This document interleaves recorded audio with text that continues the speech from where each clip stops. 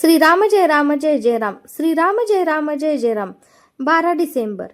योगाने जे साधते ते नामाने साधते.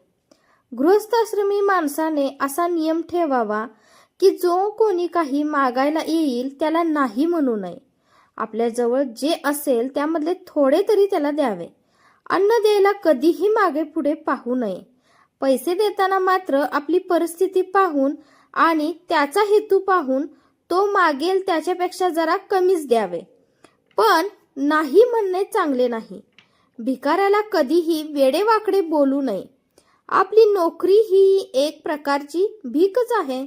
भिक्षा मागणे हे वैराग्याला कमीपणाचे नाही, पण भिक्षा ही स्वार्थासाठी नसावी. आपले पोट भरल्यानंतर राहिलेल्या अन्नाचा प्रत्येक कण दुसऱ्याला द्यावा.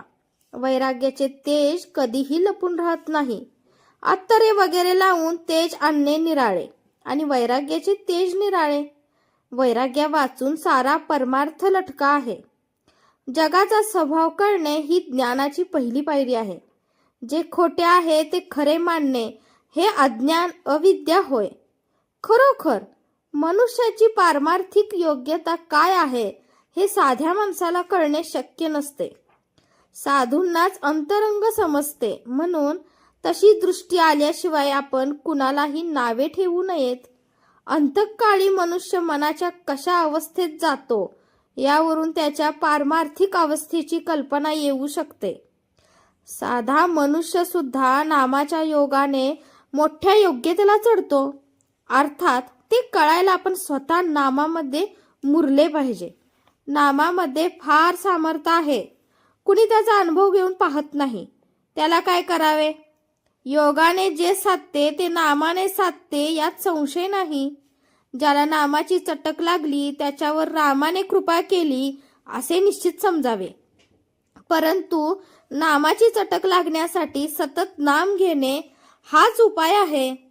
तसे पाहिले तर प्रपंची माणसे अत्यंत स्वार्थी असल्याचे आपल्याला दिसून येते. त्यांचा स्वार्थ यत्किंचित न बिघडता त्यांना परमार्थ पाहिजे असतो. हे कसे शक्य आहे? अत्यंत निस्वार्थी बनणे याचेच नाव परमार्थ. तो साधण्यासाठी थोडा तरी स्वार्थ सोडायला आपण तयार व्हावे. साधू संतांच्याकडे जाऊन हेच शिकायचे असते. प्रपंचावर सर्वस्वी पाणी सोडा असे कुणीच सांगत नाही आणि असे सांगितले तरी कुणी ऐकत नाही. पण निदान प्रपंच म्हणजे आपला स्वार्थीपणा हेच आपले सर्वस्व मानू नका असे संत सांगतात. ते काही गैर नाही. स्वार्थ कमी व्हायला वासना कमी झाली पाहिजे. वासना कमी होण्यासाठी भगवंताची कास धरली पाहिजे. भगवंताची कास धरण्यासाठी त्याचे अनुसंधान ठेवले पाहिजे आणि त्याचे अनुसंधान टिकवण्यासाठी त्याचे नाम घेतले पाहिजे. म्हणून तुम्ही नाम घेत जावे. जय जय रघुवीर समर्थ. आजचे बोधवाक्य. ज्याला नामाचे प्रेम लागले त्याला भगवंताचे दर्शन घडले.